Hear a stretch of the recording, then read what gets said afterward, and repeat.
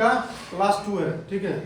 कल हम लोग बहुपद का भाग तक पढ़े थे ना, लेकिन आज गुना में थोड़ा सा और एडवांस सीखेंगे, थोड़ा सा और बढ़िया सीखेंगे गुना को, ठीक है। और बाकी 5-6 टॉपिक और है आज, उसको भी हम लोग सीखेंगे, समझेंगे, जानेंगे, ठीक है। कुछ एग्जाम्पल भी है इस पे, ठीक है। तो पहले एक एक करके समझते हैं। बहुपद का गुना तो समझ गए थे कल है, लेकिन थोड़ा सा और आज बढ़िया सीखते हैं। चले, बहुपद का गुना। बहुपद का गुना मान लो दिया 2x + 2 इंटू 3x + 4, ठीक है, दिया हुआ।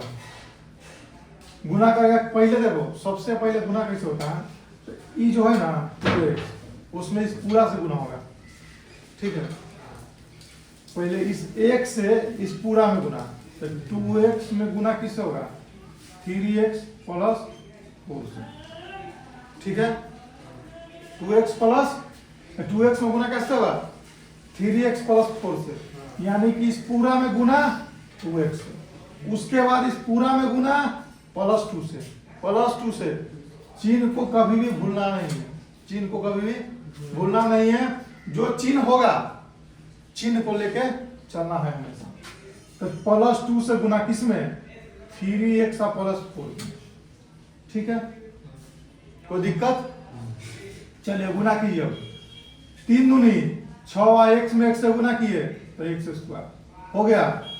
अब प्लस 4 दूनी 8, x में 1 से गुना, यहाँ x है, यहाँ x है नहीं ना, तो x में यहाँ तो एक x ना, एगो x में 1 से गुना करेंगे तो क्या देगा, एगो x में 1 से गुना करेंगे तो क्या होगा, x होगा सीधा सीधा 8x। अब प्लस 3 दूनी 6x, अब प्लस 4 दूनी 8, चलो 6x² जोड़ करो कितना होगा, 8 और 6 14x + 8, 14x + 8, 14x + 8, प्लस वाला था ना, अरे माइनस वाला देते हैं, देखो माइनस वाला देते हैं, तो x - 4, ठीक है। x माइनस कितना लिखते हैं, 2, x - 2 ले लो, ठीक है। करो गुना। पहले क्या बोले कि इस एक में, इस x में ये पूरा से पहले गुना, तो x में कौन सी है, x गुने x - 2। अब इस 4 में इस पूरा से गुना, मतलब पहले इससे इसमें पूरा में, फिर इससे इस पूरा में, ठीक है। एक एक करके गुना करते हैं। अब इस -4 से गुना होगा, ये ना कि सीधा 4 से गुना कर देना, ठीक है। तब -4 से गुना x - 2 में होगा ना, x में 1 से गुना क्या है रे, x में 1 से गुना x² प्लस माइनस x में गुना करेंगे 2 से 2x, माइनस और प्लस 4 में 1 से 4x, माइनस प्लस 4 दूनी 8, x² के x² -2 गो x और -4 गो x, कै गो x, -6 गो x और प्लस 8। कोई दिक्कत, गुना करने का आया ना, गुना करने का, ठीक।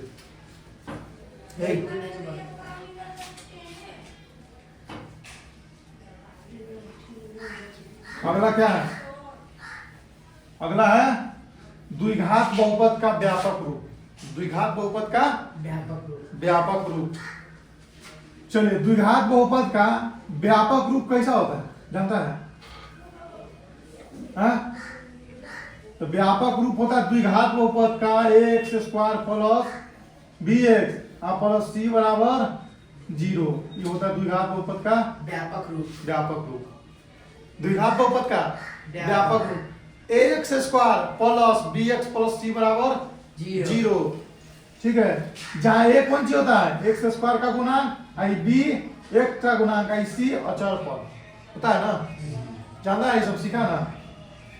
अब इसमें एग्जाम्पल कैसा आएगा, तो 2x² + 3x + 7 = 0।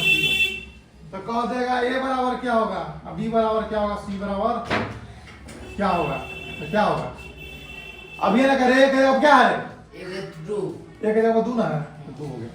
बी के जगह क्या है 3 3 हो गया। सी के जगह पर 7 ये हो गया कौन चीज आंसर 3x² माइनस 7x बराबर 0।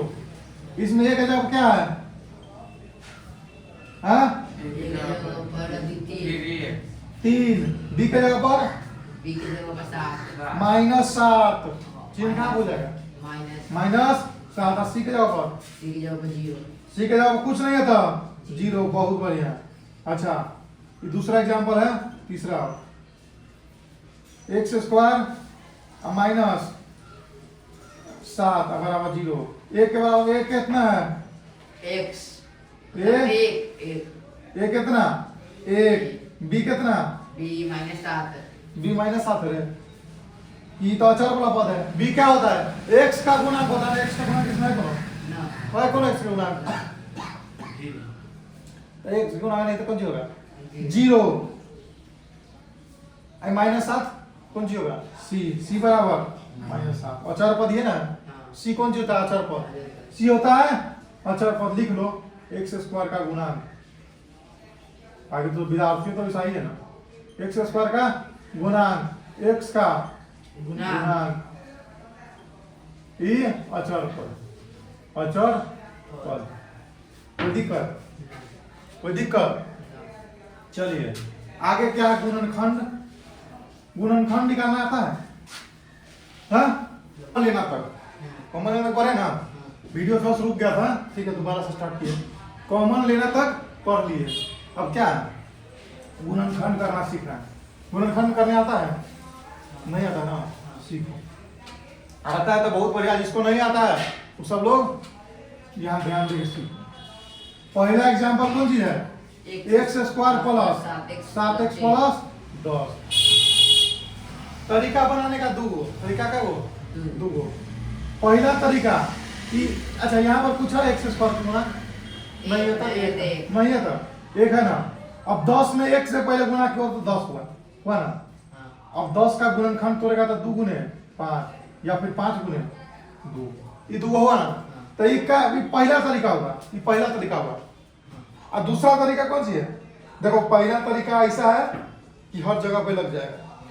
दूसरा तरीका ऐसा है 99% जगह पर लग जाएगा। चलो दूसरा तरीका है 10 का एलसीएम निकाल लेंगे गुणनखंड गुना करेंगे पहले दोनों संख्या में एलसीएम निकालेंगे कितना होगा 5 यानी 5 और 2 5 और 2 हुआ ना। अच्छा अब इसको इस प्रकार लिखना है इसको इस प्रकार लिखना है कि बीच वाला आ जाए इसको इस प्रकार तोड़ना है कि बीच वाला आ जाए और गुना करने पर ये दोनों का गुना हुआ जो जितना आएगा उतना आ जाए यानी 10 आ जाए। अभी तो 10 है ना 10 आ जाए तो इसको 2x प्लस 5x प्लस 10 लिख सकते हैं। अब 5 में 2 को जोड़ो तो 7x अब 5 दूना 10 है x में x से गुना किया तो x² तो 10x² आ गया गुना वाला बात आ गया। अच्छा कॉमन लेना तो अभी सिखाया ना कॉमन लो तो x के कॉमन लेंगे x कॉमन लिए तो x आप प्लस 2 प्लस इसमें 5 कॉमन लिए तो x प्लस 2। अच्छा अब गुणनखंड में एक चीज हमेशा याद रखना है क्या ये जो बात है ये पहला बात है ना ये दूसरा बात भी होना चाहिए। पहला बात जो है दूसरा बात भी होना चाहिए मतलब ये कोष्ट का जो बात है उससे हम इस कोष्ट का बात भी रहना चाहिए। अब x प्लस 5 x आई वो प्लस 5 आई 2 के लिए क्या बोलेंगे 1 तो x प्लस ये हो गया कौन सी आंसर ये हो गया आंसर गुणनखंड का आंसर हो गया। क्या गुणनखंड का आंसर ये वाला गुणनखंड इसका आंसर ही है अभी ना कि सब गुणनखंड का एक ही आंसर ही होगा ठीक है। चलिए एग्जांपल नंबर 2 पर चलते हैं कहां चलते हैं एग्जांपल नंबर 2 पर चलते हैं। एग्जांपल नंबर 2 क्या है x² माइनस 9x प्लस 14 है ना। अब इसको या तो 7 दूना 14 तोड़ सकते हैं यानी कि 14 को हम क्या लिख सकते हैं 2 गुने 7 या 7 गुने 2 एलसीएम लेंगे तो 2 से 7 बात तो उतने आया ना उतने बात है। अच्छा तो क्या लिखेंगे इसको एक्स स्क्वायर अब माइनस 2x और माइनस 7x अब प्लस 14 लिख सकते हैं। ऐसा सजा देंगे तो माइनस 2x और माइनस 7x माइनस 9x और 7 में 2 से गुना किया था प्लस माइनस माइनस प्लस और 7 गुने 14x स्क्वायर आ जाएगा कि ना आ जाएगा। चलिए कॉमन लीजिए x तो x माइनस 2 माइनस 7 कॉमन लिया था x माइनस 2 7 दूनी 14 प्लस माइनस माइनस प्लस आ गया क्या होगा x माइनस 7 x माइनस 2 गुणनखंड आ गया। तीसरा example x square plus 14x plus 13 अब क्या इसका तो एलसीएम नहीं निकलेगा गुणनखंड भी नहीं निकलेगा निकलेगा गुणनखंड निकलेगा इसका लेकिन दिमाग तक काम करेगा करेगा कि नहीं करेगा कैसे करेगा 13 को 1 सर 13 को 1 13 गुने 1 लिख सकते हैं 13 गुने 1 लिख सकते हैं 13 में 1 से गुना करेंगे तो 13 और 13 में अगर 1 को जोड़ देंगे तो 14 आ जाएगा ना। तो पहले क्या लिखेंगे x square plus x plus 13x plus 13 हो गया। x कॉमन ले लिए तो x प्लस 1 इसमें प्लस 13 कॉमन ले लिए तो x प्लस 1 आ गया। दोनों बात सेम है यानी कि सवाल सही बन रहा है तो x प्लस 13 x प्लस 1 हो गया आंसर। चौथा एग्जांपल घर से बना के लाना है ठीक है। चौथा एग्जांपल घर से बना के लाना है। चलिए अब शून्यक निकालना शून्यक ज्ञात करें क्या है बहुपद का शून्य ज्ञात करें यानी बहुपद का शून्य ज्ञात करें। बहुपद कौन बहुपद ये रैखिक बहुपद है द्विघात बहुपद है रैखिक बहुपद और द्विघात बहुपद ठीक है। बहुपद का शून्य निकालना है ना रैखिक बहुपद में मान लो x माइनस 2 दे दिया अब बराबर 0 x माइनस 2 बराबर 0 तो इसका शून्य कौन सी हो जाएगा 2 हो जाएगा माइनस में होकर दिया था प्लस में तो जाएगा प्लस रहेगा बस 2x बराबर दे दिया कितना 2x माइनस 4 2x माइनस 4 बराबर 0 दे दिया तो कौन चीज करेगा 2x बराबर 4 इसीलिए x बराबर 4 बटा 2 यानी 2 ये रैखिक बहुपद का शून्य होगा कौन बहुपद है रैखिक बहुपद का शून्य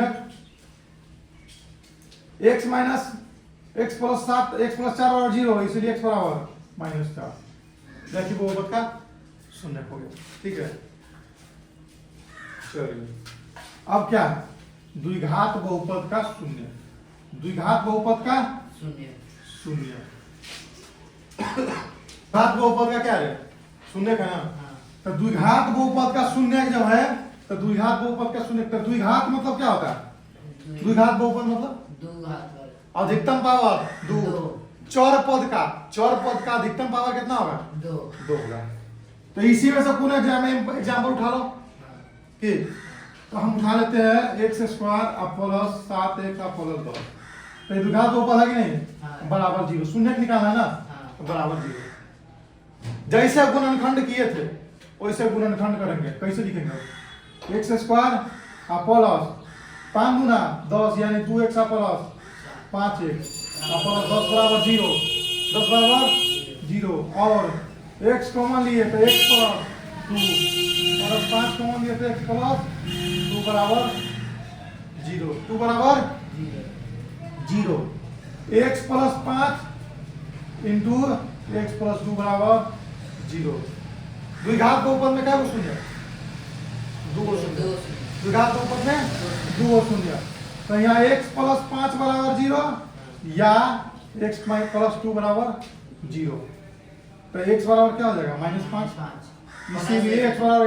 -5 या x बराबर -2 दो शून्य हो गए ये दो शून्य हो गया।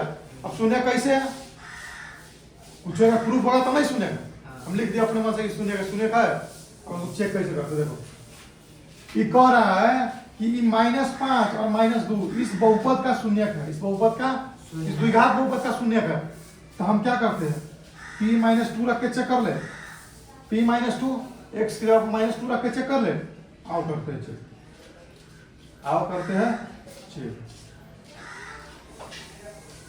ठीक है रखो मान -2 के स्क्वायर प्लस 7 माइनस 2 और प्लस 10 2 दूना 4 और प्लस माइनस माइनस डायरेक्ट कर देते हैं प्लस माइनस माइनस 7 दूनी 14 प्लस 10 10 4 14 माइनस 14 बराबर 0 शून्य आ गया हाँ शून्य आ गया तो शून्य है कि नहीं है हाँ। तो द्विघात बहुपद है, 2 को शून्य का alpha plus alpha beta alpha और बीटा ठीक है एगो शून्य की एगो शून्य की दोनों शून्य में से किसी का मान अगर रख दी बहुपद में तो शून्य कर देगा 0 कर देगा 0 कर दिया यानी बहुपद का शून्य है चलिए जीरो अब आगे थोड़ा बहुत और बेसिक बचा है कल के क्लास में सबको निपटा के खत्म कर देंगे बहुपद चलिए